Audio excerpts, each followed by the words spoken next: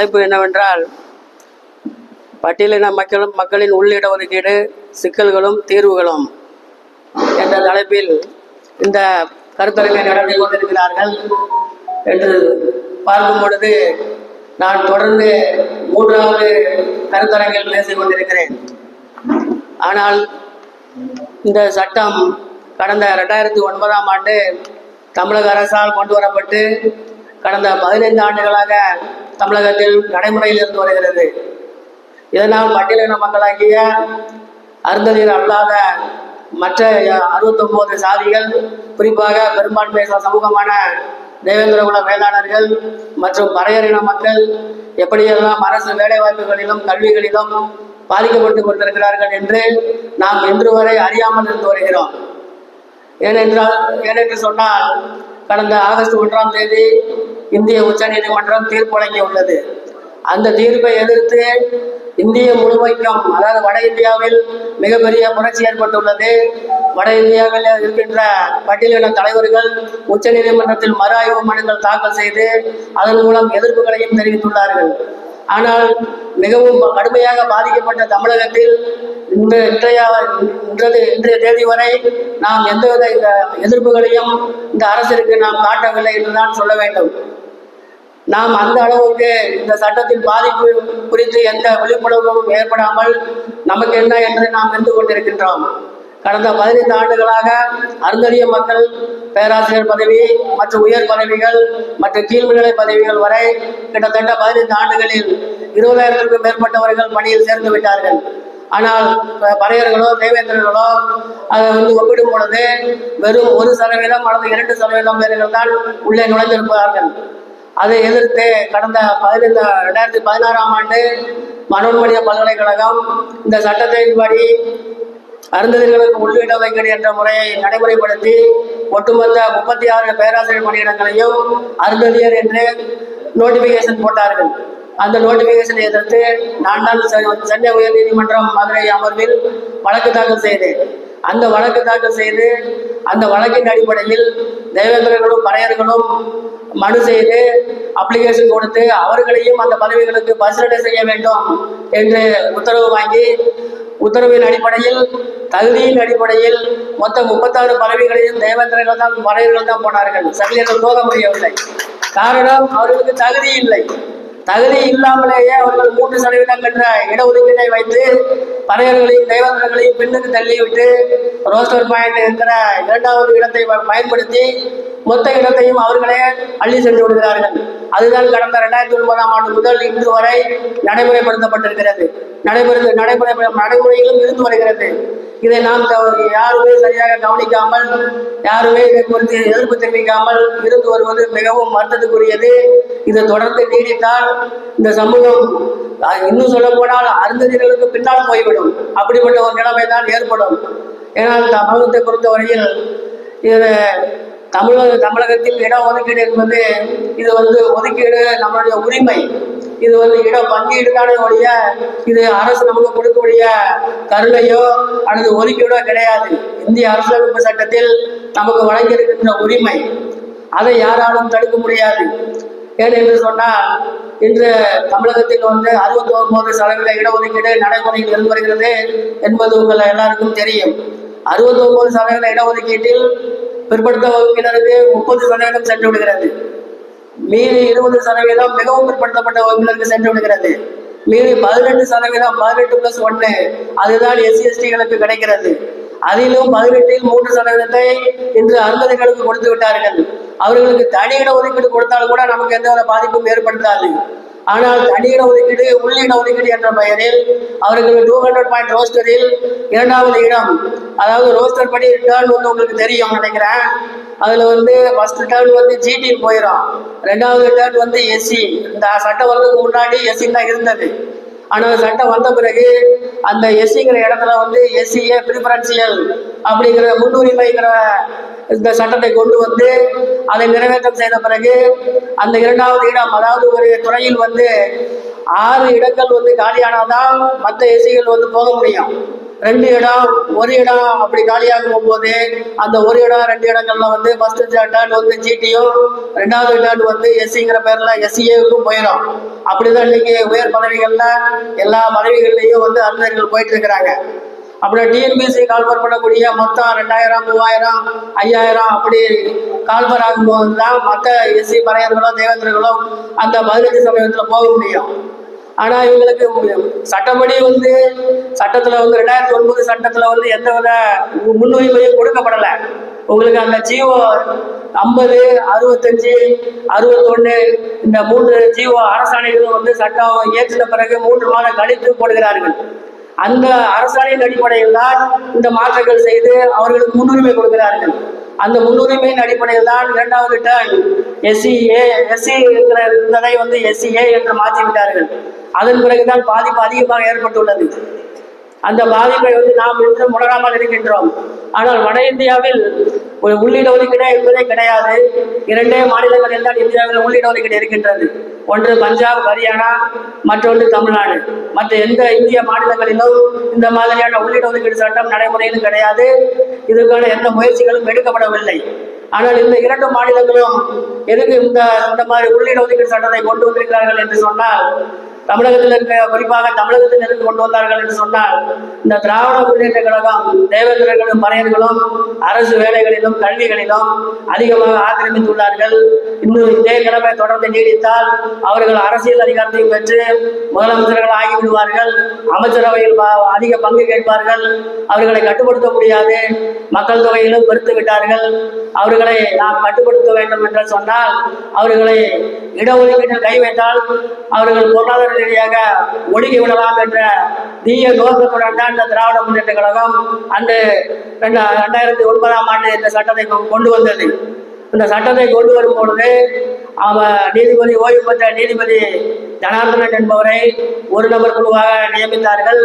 அந்த ஒரு நபர் குழு இந்த சட்டத்தை பரிந்துரை செய்யதான் இருக்க முடியுமே ஒழிய அதற்கு முன்பாக எந்த மானுடவியல் குழுவும் அமைக்கப்படாமல் இந்த 7 மாதாரி, மதிகா, பகடை, சக்கிலியர் போன்ற 7 உட்பிரிவுகளை ஒரே குறிப்பாக அருந்ததியர் என்று உருவாக்கினார்கள். அதற்கு எந்த மானுட அறிக்கையும் எந்த மானுட குழுவும் அமைக்கப்படாமல் எதேச்சதிகாரமாக அவர்களுக்கு தெலுங்கு பாசம் வந்துவிட்ட காரணத்தினால் இந்த தெலுங்கர்களை முன்னேற்ற வேண்டும், தமிழர்களை ஒழிக்க வேண்டும் என்ற நோக்கத்தில் தான் இந்த சட்டம் கடந்த 2009ஆம் ஆண்டு தமிழகத்தில் கொண்டு வரப்பட்டது. ஆனால் அன்றே நாம் இந்த தேவேந்திரர்களும் பறையர்களும் வீதி வீதியாக சென்று மாவட்ட வாரியாகவும் வட்ட அளவிலும் தொடர்ந்து போராட்டங்கள் நடத்தியிருந்தால் இந்த சட்டத்தை நாம் அன்றே ரத்து செய்திருக்க முடியும். நாம் அவ்வாறு செய்யவில்லை. அவர்கள் பாவம் கீழ்நிலையில் இருக்கிறார்கள், அவர்கள் உழைத்து போகட்டும் என்று சொல்லி நாம் பெருந்தன்மையோடு விட்டுவிட்டோம். ஆனால் இன்று அவர்கள் நமக்கு இறக்கப்பட வேண்டிய நிலையில் தான் வந்து விட்டார்கள். நாம் தான் இப்போ பாவ நிலையில் இருந்து கொண்டிருக்கின்றோம். இதே நிலைமை நீடித்தால் அரசு வேலை வாய்ப்புகளிலும் கல்வியிலும் பொருளாதாரத்திலும் நாம் பின்னுக்கு தள்ளப்படுவோம் என்பதை நான் சொல்லிக்கொள்ள விரும்புகின்றேன். இது மட்டுமில்லை, மற்ற அரசியல் அதிகாரத்திலும் அவர்கள் முன்னுக்கு வரதுக்கு வாய்ப்பு அதிகமாக இருக்கிறது. இன்று ஒரு எம்எல்ஏ 2 எம்எல்ஏ இருக்கிறார்கள். இன்று 10 ஆண்டுகள் கழித்து போனால் அவர்கள் 10 எம்எல்ஏ கூட வரதற்கு வாய்ப்பு இருக்கிறது. அப்படி வந்துவிட்டால் இது இந்த 2 சாதிகளின் நிலைமை இன்னும் மோசமாகிவிடும். ஏனென்றால் தமிழ் சாதிகளுக்கு இந்த திராவிட இயக்கங்கள் என்றுமே சப்போர்ட்டாக இருக்காது. இந்த திராவிட இயக்கங்களின் நோக்கமே தமிழர்களை அழித்து திராவிடர்கள் என்ற தெலுங்கு சாதிகளை வளர்க்க வேண்டும், தமிழகத்தில் பெரும்பான்மை சமூகமாக மாற்ற வேண்டும், தமிழகத்தில் ஆட்சி அதிகாரத்தை தொடர்ந்து நாயக்கியர் ஆட்சி காலத்திலிருந்து எப்படி நாயக்கியர்கள் தொடர்ந்து மூவேந்தர்கள் ஆட்சிகளை வீழ்த்தி நாயக்கிய பேரரசு உருவாக்கப்பட்டதோ அதே தொடர்ச்சி தான் இன்று திராவிட இயக்கம் தொடர்ந்து நடந்து கொண்டிருக்கிறது. அமைச்சரவையிலும் மற்ற முக்கிய பொறுப்புகளிலும் தமிழர்களுக்கு யாருக்காவது பதவி கொடுத்திருக்கிறார்களா? தமிழர்களுக்கு கொடுக்க மாட்டார்கள். ஏனென்றால் அவர்கள் தமிழர்கள் முக்கிய பதவிகள் வந்துவிட்டால் ஆட்சி அதிகாரிகளின் குடும்பங்களை தெரிந்து கொள்வார்கள். அதன் அடிப்படையில் ஆட்சி அதிகாரத்தை கைப்பற்றி விடுவார்கள் என்று தெரிந்து கொண்டு தமிழர்களை ஒற்றுமை அடைய விடாமல் தொடர்ந்து அவர்களை பிரித்து தனித்தனி தமிழ் குழுக்களாக மாற்றி அவர்களை பிரித்து வைத்து அவர்கள் தொடர்ந்து நாயக்கியர்கள் தெலுங்கர்கள் ஆட்சியாள வேண்டும் என்ற நோக்கம் தொடர்ந்து நடைமுறைப்படுத்தி வருகிறார்கள். அதில் வெற்றியும் பெற்று வருகிறார்கள். ஆனால் தமிழ்சாதிகள் தான் தொடர்ந்து அவருடைய சூழ்ச்சிகளும் அவருடைய நயவஞ்சகமும் தெரியாமல் அவர்களை ஆதரித்து தொடர்ந்து திமுகவுக்கு வாக்களித்து இன்றைக்கு வரைக்கும் திமுகவுக்கு இந்த சட்டம் வந்த பிறகு கூட பட்டியலின மக்கள் பெருவாரியாக திமுகவுக்கு வாக்களித்து வருகிறார்கள். இந்த பட்டியலின மக்கள் வாக்களிக்கவில்லை என்றால் திமுக இந்த 2021ஆம் ஆண்டு முதலமைச்சர் பதவிக்கு வர முடியாது. ஏன் இந்த சட்டம் இவ்வளவு பாதிப்புகளை ஏற்படுத்துது? ஏன் இந்த மக்கள் தொடர்ந்து நமக்கு துரோகம் செய்த துரோகிக்கு வாக்களிக்கிறார்கள்? அந்த சட்டத்தின் பாதிப்பு கூட தெரியாமல் வாக்களித்துக் கொண்டிருக்கிறார்கள். ஆனால் அந்த அவன் துரோகி என்று தெரிந்துமே அவன் வாக்களிக்கிறான் என்றால் நம்மளை விட அவன் முட்டாள் இந்த உலகத்தில் யார் இருக்க முடியும்? நாம தான் மிகப்பெரிய முட்டாள். அப்படிதான் நாம் இன்றைக்கு வரைக்கும் நடந்து கொண்டிருக்கின்றோம். நமக்கு யார் எதிரி என்று நமக்கு தெரியவில்லை. யார் நண்பன் யார் துரோகி என்பதை நாம் தெரியாமல் தொடர்ந்து திமுகவை ஆதரித்து இந்த அடுத்த எலெக்ஷன் வந்தாலும் நம்ம வாக்களிப்போம். அந்த நிலைமையில் தான் நாம் இருந்து வருகின்றோம். இந்த சட்டத்தின் பாதிப்பு இன்னும் 10 ஆண்டுகள் போனால் இன்னும் கடுமையாக இருக்கும். அந்த அளவுக்கு இந்த சட்டத்தின் பாதிப்பு இருக்கிறது. அடுத்த 10 ஆண்டுகளில் இந்த 2 பெரும்பான்மை சமூகமான தேவேந்திரர்களும் பறையர்களும் எந்தவித வேலை வாய்ப்புகளையும் பெற முடியாத சூழ்நிலை கூட ஏற்படும். இன்று 1, 2 என்று பதவிகளை பெறுபவர்கள் இன்னும் 10 ஆண்டுகள் போனால் அனைத்துமே அவர்களுக்கே சென்றுவிடும். இப்பவே 18% இடஒதுக்கீடு என்ற பெயரில் 3% தனி இடஒதுக்கீடு உள்ள இடஒதுக்கீடு அந்தர்களுக்கு கொடுத்த பிறகு ஒட்டுமொத்த 18% இடஒதுக்கீட்டிலும் அந்தர்கள் வந்து கொண்டிருக்கிறார்கள். சட்டமும் அதுதான் சொல்லுகிறது. அவர்கள் 3%த்திலும் போட்டியிடலாம். அங்கு தகுதி ஆகி 3% நிரப்பிவிட்ட பிறகு அதிகமான எண்ணிக்கையில் அவர்கள் தகுதி இருந்தால் இந்த 15%த்திலும் அவர்கள் போட்டியிடலாம். அவர்கள் வேலை வாய்ப்புகளை பெறலாம். அதுதான் சட்டம். ஆனால் நாம் தேவேந்திரர்கள் பறையர்கள் அந்த 3% உள்ளே நுழைய முடியாது. அவர்களுக்கு தகுதி இல்லாத ஒரு சூழ்நிலை இருந்தால்தான் இந்த தேவேந்திரர்களும் பறையர்களும் அந்த 3% போட்டியிட முடியும். ஆனால் மறைமுகமாக அரசு அந்த டெக்னிக்கல் பாயிண்ட் ஆஃப் வியூ, அதாவது GO அரசாணையின்படி if there is no qualified candidate of the Arundhatiya, then the other scheduled caste people would be accommodated in the as per the GO அப்படிங்கறத நடைமுறைப்படுத்த மாட்டாங்க. அதை நடைமுறைப்படுத்தினா அவங்க பொதுவாகவே அருந்ததிகளுக்கு மார்க்கின் அடிப்படையில் பார்த்தா நம்மளோட கம்மியா தான் இருப்பான். ஆனா அந்த 3% இடஒதுக்கீடு இருக்கிறதுனால அவனுக்கு அந்த 3% கேரண்டியா கிடைச்சிடும். அதுலயுமே ஒரு குவாலிபிகேஷன் இல்லை, அவனுக்கு தகுதி இல்லை அப்படின்னு சொன்னா அடுத்த தேவதர்களையோ பறையர்களையோ வைத்து அதை நிரப்ப வேண்டும். ஆனால் என்ன நடந்து இருக்கிறது? அவர்களிடம் அப்ளிகேஷனே வாங்குவது கிடையாது. அதாவது கால் ஃபார் நோட்டிபிகேஷன்ல அந்த வேகன்சில SCA and SC general also can be make application அப்படிங்கிற ஒரு கார்டை கொடுத்தாதான் SC ஜெனரல் அப்ளைவே பண்ண முடியும். ஆனால் இவங்க அப்படி கொடுக்கறதே கிடையாது. நீங்க எல்லா நோட்டிபிகேஷன் எடுத்து பாருங்க, பல்கலைக்கழக நோட்டிபிகேஷன்ஸ் எல்லாம் பாத்தீங்கன்னா எல்லா வேகன்சியுமே SCA பிரிஃபரன்சியல் அப்படின்னு தான் கொடுத்துருப்பாங்க. அதுல SCங்கிற காலமே இருக்காது. அப்படின்னா SC என்ன பண்ணுவாங்க? அவங்க அப்ளைவே பண்ண மாட்டாங்க. அப்படின்னா அப்ளைவே பண்ணாங்கன்னா SCA தான் எல்லா பதவிகளையும் போவான்.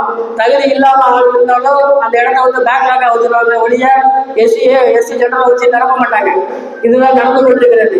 ஆனால் SC ஜெனரலை வச்சு நிரப்பணும் அப்படின்னா நான் கிட்டத்தட்ட தமிழகத்தினுடைய 7 பல்கலைக்கழகத்தில் நாங்கள் வழக்கு போட்டு அந்த வழக்குகளில் வெற்றியும் பெற்று அந்த வழக்கின் அடிப்படையில் SC ஜெனரல் தேவேந்திரர்களும் பறையர்களும் அப்ளிகேஷன் போட்டு வேலை வாய்ப்புகளை பெற்றார்கள். அது என்ற உத்தரவுகள்லாம் இருக்கிறது. அதுபோக இந்த அருந்ததிகளுக்கு இந்த நிலைமையை நாம் அனுமதிக்க கூடாது. இந்த கருத்தரங்குகள் மட்டுமே நடத்திவிட்டு நாம் கலந்துவிடாமல் தொடர்ந்து மக்கள் மத்தியிலும் சென்று சட்ட போராட்டங்களும் நடத்தி உச்சநீதிமன்றத்தில் இந்த தீர்ப்பு வந்திருக்கிறது. இந்த தீர்ப்பை எதிர்த்து மறு ஆய்வு உச்சநீதிமன்றத்தில் நாம் தாக்கல் செய்ய வேண்டும். அதை தாக்கல் செய்து இந்த உச்சநீதிமன்றத்தின் தீர்ப்பினை மறு ஆய்வு செய்ய நாம் மூத்த வழக்கறிஞர்களை அமர்த்தி அதன் மூலம் வெற்றி பெற வேண்டும். அப்படி வெற்றி பெறாவிட்டால் அல்லது மக்கள் மத்தியில் போராட்டங்கள் நடத்தி மாநில தழுவிய போராட்டங்களை நடத்தி அதன் மூலம் அரசுக்கு அழுத்தம் கொடுத்து மத்திய அரசுக்கும் மாநில அரசுக்கும் அழுத்தம் கொடுத்து அதன் மூலம் பாராளுமன்றத்தில் சட்டம் கொண்டு வர வேண்டும். அப்படி சட்டம் கொண்டு வந்து விட்டால் உச்சநீதிமன்ற தீர்ப்பு செல்லாதாகிவிடும். உங்களுக்கு தெரியும், அதாவது SC அட்ராசிட்டிஸ் ஆக்ட் வரும்போது அதில் உச்சநீதிமன்றம் ஒரு உத்தரவு போட்டார்கள். அந்த உத்தரவில் SC ஆக்டை பொறுத்தவரையில் முன்ஜாமீன் வாங்கிக் கொள்ளலாம். முன்ஜாமீன் வழங்கலாம் என்று நீதிமன்றத்திற்கு உத்தரவு பிறப்பித்தார்கள்.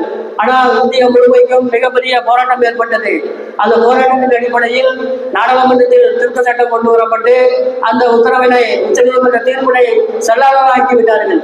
அதே போல இன்று 7 நீதிபதி கொடுத்த உச்சநீதிமன்ற தீர்ப்பினை நாம் செல்லாததாக்க வேண்டும் என்றால் மக்கள் மத்தியில் நாம் இந்த சட்டத்தினுடைய பாதிப்புகளும் விளைவுகளும் எப்படி இருக்கிறது என்று மக்கள் மத்தியில் எடுத்து சொல்லி அவர்களுக்கு புரிய வைத்து என்று சொன்னால் படித்தவர்களிடையே இந்த சட்டம் புரிதல் இல்லை.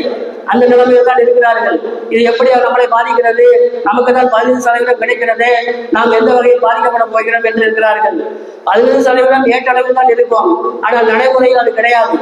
நடைமுறையில் 18% அருந்ததிகள் தான் எடுத்து அவர்களுக்கு தான் கொடுக்கப்பட்டு கொண்டிருக்கிறது.